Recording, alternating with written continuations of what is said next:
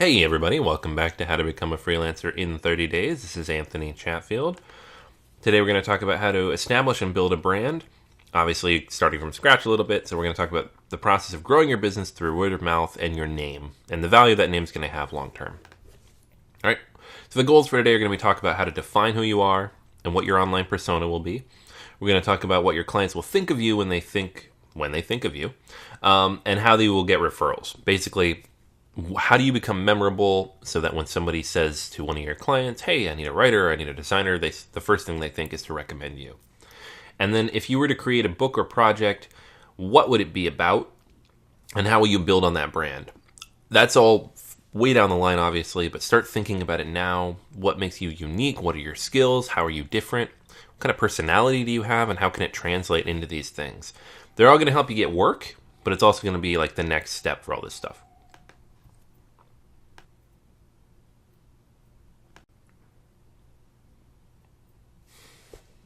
Okay, so first things first, some questions I'd like you to ask yourself. I'm not going to read these all to you. I'm going to put them in the notes so you can see what all of them are. But they're basically some basic things to think about as you build out your business. Stuff like what types of projects you want to work on, your speed for expansion. Or do you want to be freelancing for a year, 2 years, 5 years, 10 years? Do you want to grow this into anything else at all? Do you plan on outsourcing? Do you want to grow to that point? Are you going to build a blog, a Twitter, a Facebook, name for your company, that kind of stuff? Thinking long term about how you're going to build your business and what it's going to look like in 6 months, 1 year, 2 years, 3 years. All things you want to start thinking about now. Getting a little more broad, there are 5 things you should be considering when branding. Specifically, what your niche is. This is something I was not great at. I would just take whatever work came my way. These days, I think of myself as an expert in things like productivity. I get a lot done, and I like writing about it. And to some degree, working from home. I don't work from home now necessarily, but I did for 8 years. So I have a lot of expertise there. I got a lot done when I worked at home. And then marketing in general, inbound marketing is, that's my professional niche at the moment. And will continue to be, moving forward. So those are areas in which I consider myself to be a particular expert. Those are my niches. As for process, that's going to be like how you work. Are you somebody who can get something done in 24 hours? Or are you somebody who has limited slots for work and it's very hard to hire you and you will do the most amazing work anybody's ever seen? Obviously, you want to do that anyways, but it's a matter of how you brand yourself. How does your process play into your branding? Quick turnaround is very different from scarcity and high quality. Even though they can all be together, it's a matter of how you present it. Your rates and your profit margin. How much money do you want to make for the work you do? When you're only doing a few projects here and there, you don't want to charge pennies on the dollar because you're not going to make a lot of money. But when you're just getting started, you need to charge something competitive enough that you can actually, get some work out of it. So it's things to think about. Clients, who do you want to work with? Be picky about this. Please, please, please be picky. I was not early on, and it was bad. I worked for some people I didn't respect and didn't appreciate the work that they had me doing. Some things, ethically questionable in retrospect. Just coming out of college, obviously, I didn't think about it as much. But over time, there was a lot of things that I would no longer work on. I didn't do weight loss products anymore or anything related to them. I wouldn't do anything in the financial realm because I was not a financial expert and didn't want people thinking the content I wrote was, to be taken that way. I would not do anything health related for the same reasons. I would not do a lot of basics. As a writer, I would not do fake testimonials or fake reviews or anything like that. Find where your line is, who you want to work with, and draw it and stick to it. Even if you need the money, it's important to keep those ethics in place. It makes it easier to get work down the line, but also easier to feel good about what you're doing. And then your mediums of communication. How are you going to interact with your audience? Are you hard to find, or do they have to come to you? Are you going to be more inbound focused? You're going to have a blog and a Twitter and a Facebook and a Google Plus and a YouTube and all the whole 9 yards. These are things to start thinking about now. Whether you're going to do them now or not, it's a matter of how you want to think about it long term. All right. And then building on the success of others. This is something that every freelancer should do. And I highly recommend because it's so easy to do. Other freelancers and thought leaders like to help you. Like, if anybody reaches out to me, and I've been running my blog, and for a long time I wrote about freelance topics for years, and I don't get a ton of contacts, but when I do, if somebody's asking me a question like, how do I get into this, or how do I deal with this client problem, I would always, always, always stop and take time and answer that question, because I remember how hard it was to get started. It's one of the reasons I built this course. It's one of the reasons I've written books on this. It's just I want to help other people do this better than I did this. It's hard to get started, so having the tools and the resource and the people around you to help you get going makes it so much easier. So definitely take advantage of that. But always make sure create content that's unique to you. You don't need to be different in any way, but be unique. So when you're going out there and interacting with people, you can take from what they're doing, whether it's website content or their blog or whatever it is they're posting, and you can build on it and have a conversation, not necessarily just rewrite or rebuild. Something to think about there. And then get out there and interact with other people who have done what you're trying to do in person. There are networking events in most major cities for small business owners.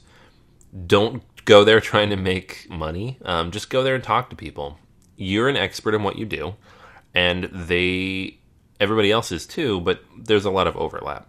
So if there's a way you can help somebody, if they have a question about copy or design or development, and you can help them, it's going to come back. It always pays you back.